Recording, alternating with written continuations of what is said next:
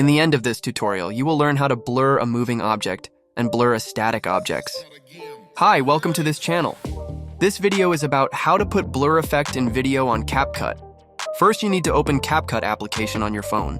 Press New Project and select the video you want, and press Add. At the bottom menu, find and press Effect, and then Video Effects. At search column, type Blur and then press Search button. Select the Blur effect.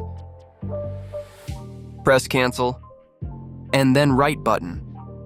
After that, press Back button twice.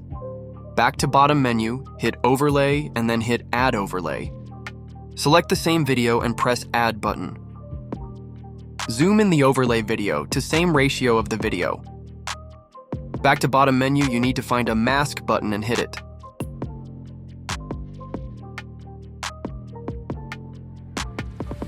Select the mask, and then select a rectangle. This is optional. If you want a circle, you can choose circles. Then press Invert.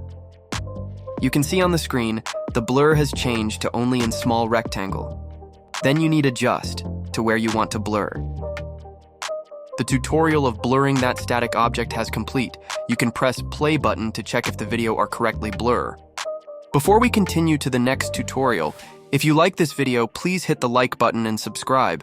And if you want to recommend this video to your friends, you can share by press the share button. Let's continue to learn how to blur a moving object. The step is same, but we need to add an additional step to make it move with an object. First, you need to press the mask. And then press the circle mask. In this video, the example of moving part is only human, so I will blur the human. Put the blur at the object. As you can see, when the object is moving, the blur effect does not follow the object. So what you need to do is press the keyframe to make it move. Select the keyframe button, and then move the timeline video to make the object move a little bit. Then, adjust the blur mask to be the same size of the object and drag the mask to a current place of the object.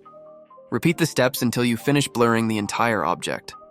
You don't need to press the keyframe button after you move the mask. The keyframe will automatically place by itself after we move the mask. Now you can see, the blur part is totally covered by the blur effect, even the object is moving. So, the tutorial is complete. You can export the video to your phone by pressing the export button at the top of right corner and press Save to Device. Thank you for watching the tutorial. Before I end this video, let's see the results of the video we make.